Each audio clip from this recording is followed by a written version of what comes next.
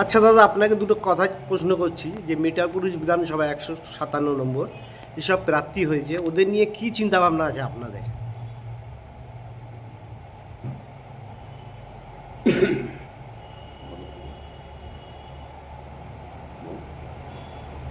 চিন্তা ভাবনা বলে চিন্তা ভাবনা কিছু না।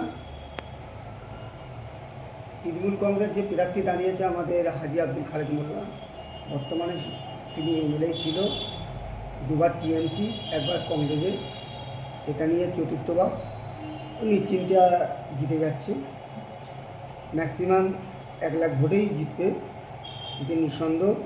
যেহেতু 1,20,000 ভোটে গতবারে জিতেছিল, এসআইআরের কিছু নাম কাটা গেছে, এর জন্য কিছু মার্জিনটা কমবে। না হলে এসআইআর না যদি হতো তাহলে আমরা যেটা 1,20,000 ছিল সেটা 1,30,000-এর উপরে হতো। সেটা নিয়ে কোনো ফ্যাক্টর না, জিতছে এটা একদম নিশ্চিত। আর যে বর্তমানে যারা, যেমন মনিরুল সিপিএম থেকে দাঁড়িয়েছে, মুক্তার তোমার কংগ্রেস থেকে দাঁড়িয়েছে, আরও অন্যান্য প্রার্থী সবাই নমিনেশন করবে, এমনি আওয়াজ পাওয়া যাচ্ছে। ঠিক আছে, তোমার আইএসএফ প্রার্থী দেবে বলছে, তোমার হুমায়ুন কবির প্রার্থী দেবে বলছে। এরা সব বিজেপি বি টিম, এদেরকে একদম মোটামুটি কোনো পাত্তাই না দেওয়া দরকার। যেহেতু এরা টিএমসির ভোটটা কাটবে, টিএমসির ভোট কাটা মানে মুসলিমদের ভোট কাটা। আর কিছু মানুষ আছে যারা মানে ও মানে যে বদলাম ছড়াচ্ছে, যে খালেক মোল্লা এই করিনি, ওই করিনি, ওই করিনি। তাদেরকে চোখে আঙুল দিয়ে একটাই কথা আমি বলতে চাই, যে ঝকঝকে রাস্তা, চকচকে লাইট, কারবালা মোড় থেকে সন্তেশপুর অটো স্ট্যান্ড পর্যন্ত, ওখান থেকে নেচার পার্ক পর্যন্ত, এই রাস্তাটা ওরা যে প্রচার করছে, এই রাস্তাটা কে করেছে না করেছে এটা পাবলিক জানে, এটা আমাদের মানে বলতে হবে না। যেহেতু আমরা টিএমসি দলটা করি, তো আমরা বললে ওরা হয়তো খারাপ ভাববে যে এরা এদের নাম করছে। ঠিক আছে, এটা খালেক মোল্লার মাধ্যমেই হয়েছে। আর খালেক মোল্লার মাধ্যমে অনেক কিছু হয়েছে। আমাদের এখানে একটা দুর্ঘটনা ঘটলে, যেমন ফায়ার ব্রিগেড বলতে হতো রামনগর, নালি, বজবত, পূজালি, আস্তে আস্তে সে জায়গাটা পুরো ছাই হয়ে যেত। এখন সেটা আমাদের 60 নম্বর ওয়ার্ডে আছে, সেটা আমি খালেক মোল্লা এনে দিয়েছে। আমাদের বিধানসভার মধ্যেই পড়ে 60 নম্বর ওয়ার্ড। জালালি বাবা ব্রিজ, যেটা অচল হয়ে পড়েছিল, হাজার হাজার মানুষ সেখানে যায়, সেটা একটা ধর্মীয় স্থান। সেখানে সেই ব্রিজটা 1,56,00,000 টাকা খরচ করে খালেক মোল্লা বানিয়ে দিয়েছে। আর নাদিয়াল হসপিটালে ব্লাডের প্রবলেম খুব ছিল, সে ব্লাড ক্যাম্প খালেক মোল্লার উদ্যোগে হয়েছে, এটা সবাই জানে। ওখানে ন্যায্য মূল্য ওষুধ পাওয়া যায়। তোমার 100 টাকা ওষুধ কিনলে 70 টাকা ছাড়, 30 টাকা 30 টাকা দিয়ে ওষুধটা কিনতে হয়। এগুলো ওরা জানে না। এরা এগুলো, মনিরুল ইসলাম, এগুলো একটা মানে মানুষকে খুব ভুল বার্তা দিচ্ছে যে এটা খালেক মোল্লা এই করেছে, খালেক মোল্লা ওই করেছে, খালেক মোল্লা ওই করেছে। সিপিএমে আমলে কী করেছে? সিপিএম আমলে একটা কাজ দেখিয়ে দাও যে এটা করেছে। সিপিএম আমলে কিছু হয়নি। সিপিএম আমলে শুধু হয়েছে গুন্ডা মস্তান এইসব পয়দা হয়েছে, তোলাবাজি করেছে, এইসব করেছে, এছাড়া আদার্স কিছু করেনি। সন্তোষপুর যে আমাদের কারবালা থেকে নিয়েছিল, রাস্তা ছিল, ওরা যে কলেজের কথা বলছে, যখন কলেজটা রেডি হয় তখন কংগ্রেসের এমএলএ খালেক মোল্লা ছিল মেডিয়াপুর বিধানসভার। দুটো কলেজ হয়েছিল, দুটো কলেজের আবেদন বিধানসভায় খালেক মোল্লাই করেছিল, একটা পাঁচুর কলেজ, একটা মেডিয়াপুর কলেজ। সেটা ওরা নিজেরা নামকে নিয়ে, একে নিয়ে, বুদ্ধিদেবকে নিয়ে উদ্বোধন করলো। যেহেতু করেছে, কিন্তু নাম খালেক মোল্লাই করেছে, সেটা সবাই জানে, এটা অস্বীকারের কোনো জায়গা নেই। আর যেটা আমাদের মিডিয়াপুর মিনি পাকিস্তান বলতো, সেটা 100 ফুটের ঝান্ডা লেগিয়ে প্রমাণ করে দিয়েছে এটা একটা ভারতবর্ষ। এটা ভারতবর্ষর একটা ছোট একটা মিনি ভারত যাকে বলে, সেটা লেগে প্রমাণ দিয়ে করে দিয়েছে খালেক মোল্লা। আর খালেক মোল্লা উন্নয়নের কথা বললে সেটা শেষ হবে না। প্রায় প্রত্যেক ওয়ার্ডে একটা করে হারমাস লাইট দিয়ে দিয়েছে খালেক মোল্লা। খালেক মোল্লা বর্তমানে প্রচুর কাজ করছে, 24 আওয়ার্স বলতে গেলে খালেক মোল্লাকে পাওয়া যায়। তুমি যত রাত্রিরে যাবে, হসপিটালের ব্যাপার, কোনো একটা কাগজ লিখতে হবে, তাকে বেল বাজালে তার দরজা সে খুলে সে সমস্ত কাজটা করে দেয়। 365 দিন যদি কোনো এমএলএ পার্টি অফিসে বসে, তার মানে এমএলএ অফিসে বসে, সেটা হচ্ছে খালেক মোল্লা বসে। এটা আমি বলিনি, এটা মানুষ জানে, এটা পুরো বিধানসভা, মেদিয়াপুর বিধানসভার মানুষ জানে যে খালেক মোল্লা 365 দিন অফিসে বসে। যে বলছে না খালেক মোল্লার বয়স হয়ে গেছে, খালেক মোল্লার বয়স হয়ে গেছে, খালেক মোল্লা হেঁটে র্যালি করছে, হেঁটে হেঁটে র্যালি করছে। আর যে মনিরুল ইসলাম 10 বছর যাদের কোনো পাত্তাই ছিল না, তারা এখন এসে বলছে আমরা উন্নয়ন করেছি, আমরা এই করেছি, আমরা ওই করেছি। তারা কি করেছে একটা জিনিস দেখা, তারা কি করেছে একটা জিনিস দেখা, যে আমরা এইটা করেছি। আগে সিপিএম আমলে আমাদের মেয়েদের কোনো শিক্ষা ছিল না, এখন স্কুলে কন্যাশ্রী পাচ্ছে, রূপশ্রী পাচ্ছে, তোমার স্কুলের সমস্ত সার্ভিস পাচ্ছে, মেয়েরা এখন খুব ফাস্ট। লক্ষ্মী ভাণ্ডারের কথা আমি ছাড়ছি, লক্ষ্মী ভাণ্ডার প্রকল্প মমতা ব্যানার্জি দিয়েছে মেয়েদেরকে, খুবই ভালো। আরও অনেক প্রকল্প, স্বাস্থ্যসাথী কার্ড নিয়ে অনেক মানুষের অগ্রসর হয়েছে, অনেক মানুষের স্বাস্থ্যসাথী কার্ডেতে। নতুন করে একটা আমাদের যে মাধ্যমিক পাস যুবসাথী চালু করেছে। এবার এটা মনিরুল ইসলাম একটা মানুষকে ভুল কথা বলছে, যারা মাধ্যমিক পাস করেছে তারা কেন পাবে, যারা মাধ্যমিক পাস করেনি তারা কেন পাবে না। এটা মানুষকে একটা ভুলেতে নিয়ে যাচ্ছে, এটা মানুষ না কান দেওয়াই দরকার। কেন, যেহেতু ও গতবারে হেরে ভূত হয়ে গেছিল, এবারে ও হেরে ভূত হয়ে যাবে। ওর কথা একদম কান দেওয়ার দরকার নেই, আর ওর কথা যে কান দেবে তার লস। আর যে মুক্তার যে প্রচারটা করছে, মুক্তারের এখানে কোনো ভূমিকা নেই। মুক্তার মানুষের জন্য এখানে কিছু করেনি, কিছু মেদিয়াপুর বিধানসভায় একটা কোনো জিনিস করেনি, ঠিক আছে। আমি কিছুক্ষণ আগে শুনলাম 3টের সময় তোমার 9 নম্বর ওয়ার্ডে আর 5 নম্বর ওয়ার্ড দিঘিদারায়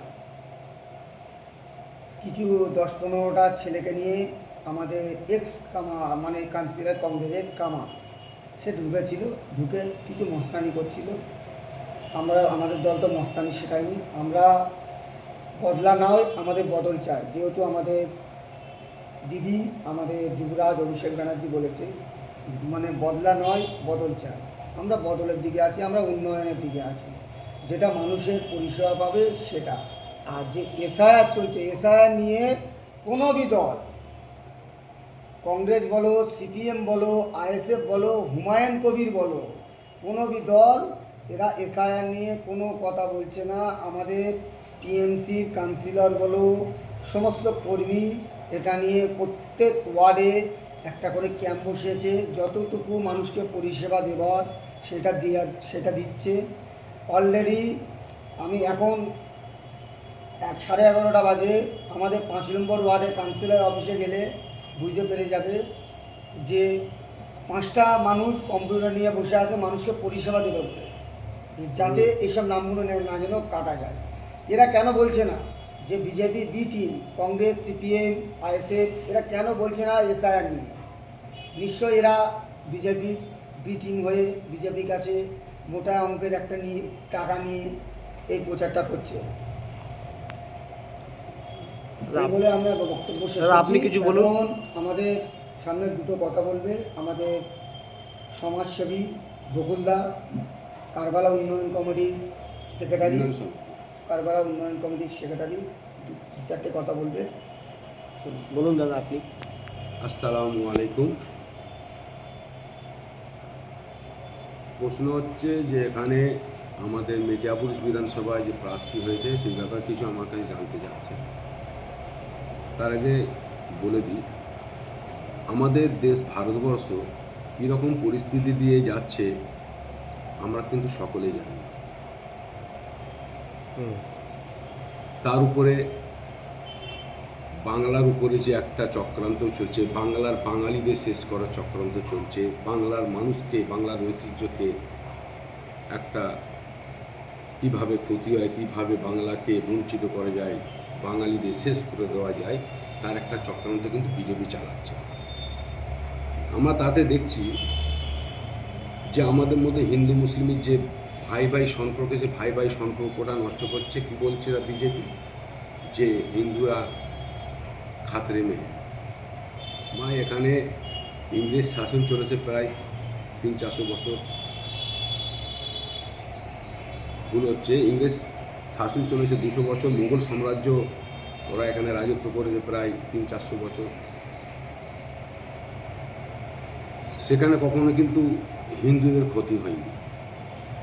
আজকের বিজেপি সরকার ওরা হিন্দুদের বলছে আমরা হিন্দু দল।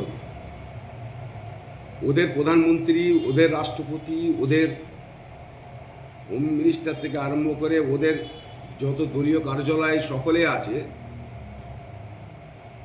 থাকার পরে ওরা বলছে হিন্দু খাতরে মেয়ে।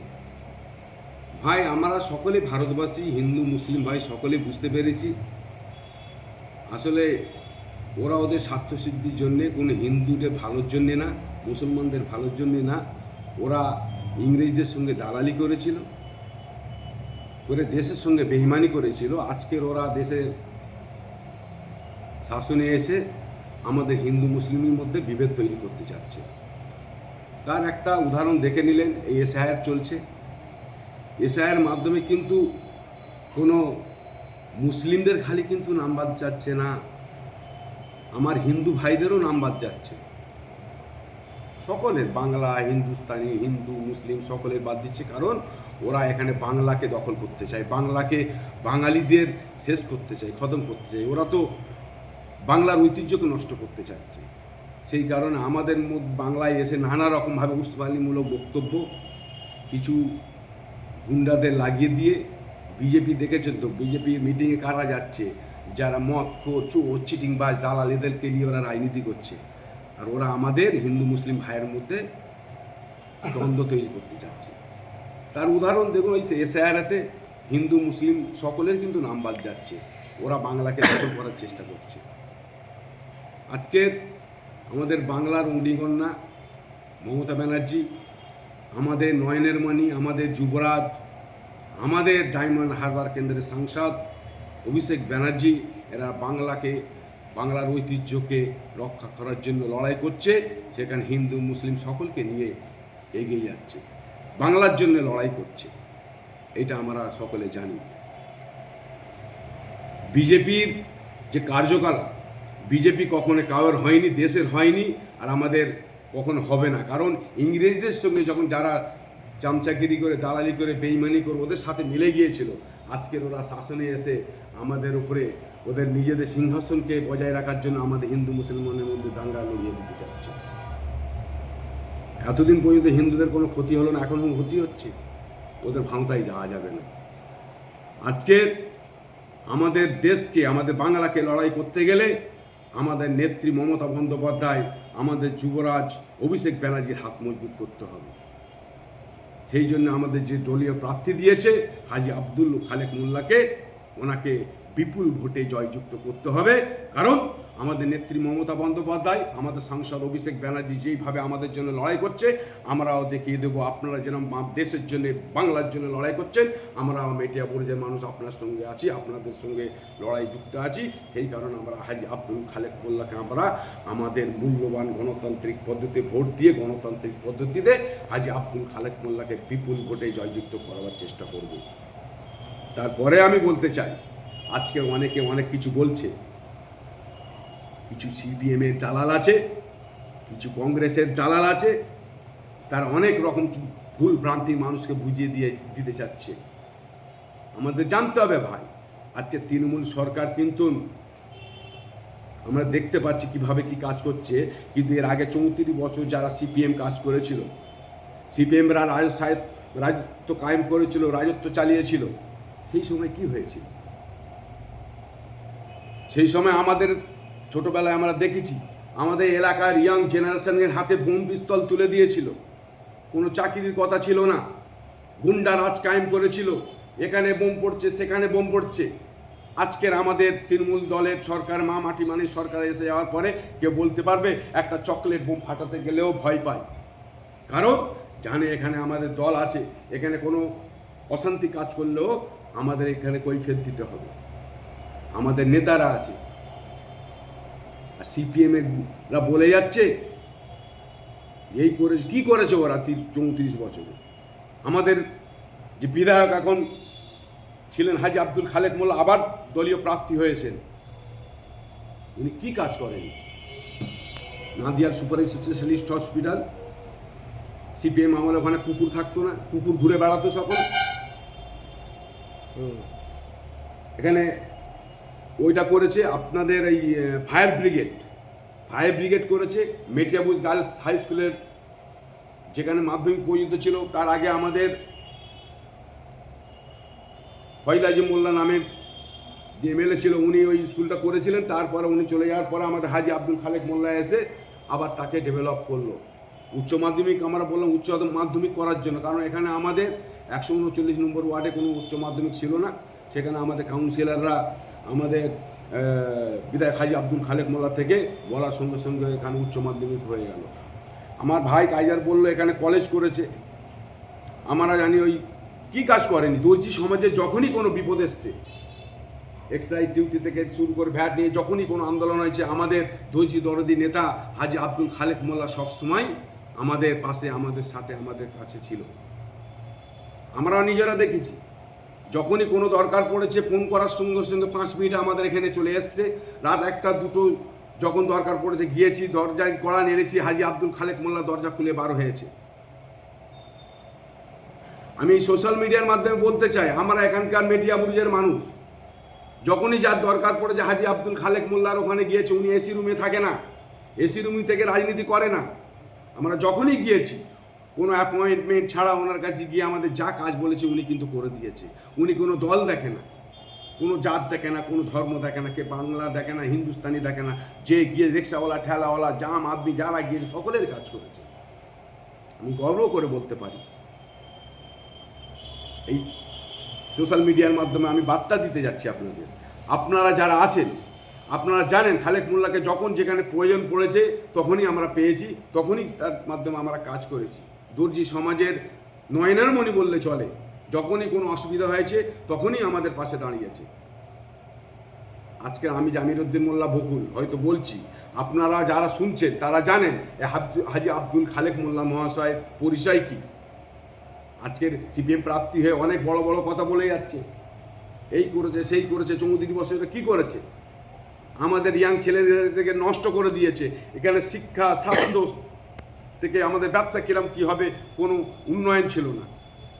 সেটা আমাদের হাজী আব্দুল খালেক মোল্লা আমাদের দলীয় প্রার্থী হওয়ার পরে আমার নেত্রী মমতা বন্দ্যোপাধ্যায়, তার সঙ্গে আমাদের সাংসদ আমাদের নয়নমণি যুবরাজ, যেরকম আমাদের ডায়মন্ড হারবারকে একটা মডেল ডায়মন্ড হারবার বানিয়ে দিয়েছে, তার সাথে মেটিয়াবুরুজকেও বিপুল পরিমাণে উন্নয়ন করে। যখন যা কাজ বলেছে আমাদের পাশে দাঁড়িয়েছে।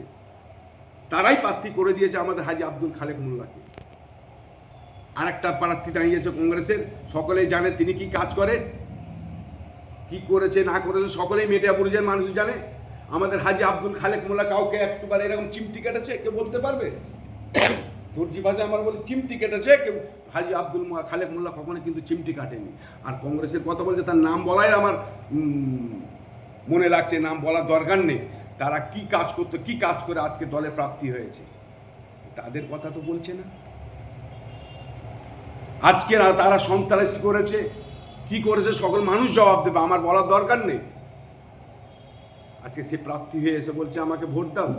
আজকের মেটিয়াবুরুজের মানুষ আমাদের বুঝতে হবে, জানতে হবে, কাউয়ের ফাঁদে পা দেবো না ভাই। আজকের আমাদের মেটিয়াবুরুজেও আমরা জানি বিজেপি কোনো দল নেই, কিন্তু এই সিপিএম কংগ্রেস এরা বিজেপির বি টিম হয়ে কাজ করছে। আমাদের হিন্দু মুসলমানের মধ্যে কত দাঙ্গা লাগানোর প্রচেষ্টা চালাচ্ছে, সেখানে আমাদের দল, আমাদের নেত্রী, আমাদের সাংসদ কঠোরভাবে দমন করছে, যাতে আমরা এখানে সুষ্ঠুভাবে শান্তিভাবে থাকতে পারি। সেই কারণে বলছি ভাই, এবারে ভোটটা কিন্তু অন্যরকম তাৎপর্যপূর্ণ ভোট। আমরা হয়তো কাবের কথাই শুনে অনেক রকম চিন্তাভাবনা করছি।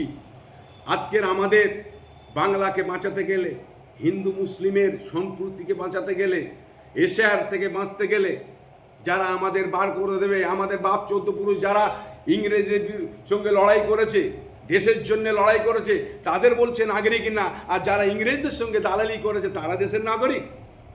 প্রমাণ তো পাওয়া যাচ্ছে। বিহার থেকে উত্তরপ্রদেশ থেকে মানুষকে নিয়ে এসে এরা ফর্ম ফিল আপ করে দিয়ে বাংলার মানুষ করে দিয়ে ভোট করিয়ে দেওয়ার প্ল্যান চাচ্ছে।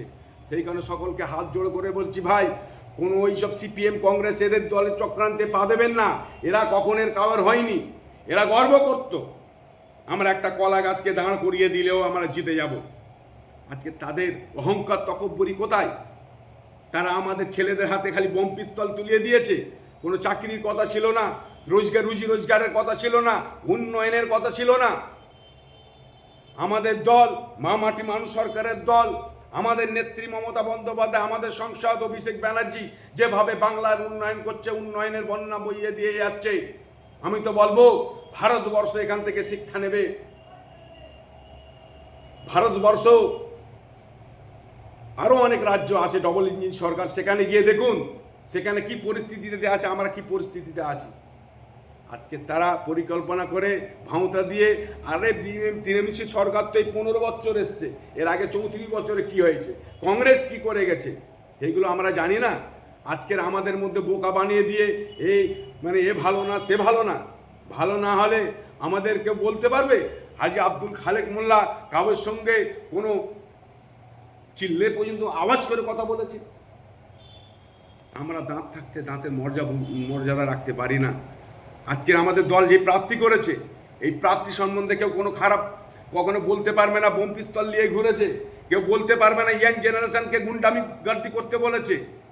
আমরা সকলে আমাদের বয়স্করা যেন হাজি আব্দুল খালেক মোল্লার কাছে গেলে যে সম্মান পাই, আমরা ছোটরা পাই, আমাদের ভাইরা গেলে পাই, রিক্সাওয়ালা ঠেলাওয়ালা গেলেও পাই। সেই কারণে বলছি ভাই, আজকের উন্নয়নের কথা অনেক বলবে, বর্ষা এলে যেরকম ব্যাংক বর্ষার সময় এসে লাফিয়ে লাফিয়ে বেড়ায়, সেই রকম এরা দল ব্যবসার ব্যাংক এসছে, এদের কথাই যাবেন না। আজকে আমাদের হিন্দু মুসলিমের সম্প্রীতি বজায় রাখতে গেলে, বাংলার উন্নয়নকে অব্যাহত রাখতে গেলে, আমাদের এসআইআর থেকে বাঁচতে গেলে, বাংলা বিরোধী বিজেপি সরকারকে দূর হাঁটাতে গেলে আমাদের এক হয়ে আমাদের দলীয় প্রার্থী হাজি আব্দুল খালেক মোল্লাকে বিপুল ভোটে জয়যুক্ত করতে হবে। তা না হলে আমরা শেষ হয়ে যাব, বরবাদ হয়ে যাব। সেই কারণে ভাই আপনাদের আর একবার বলছি, হাত জোড় করে কেউ কোনো ফাঁদে পা দেবেন না।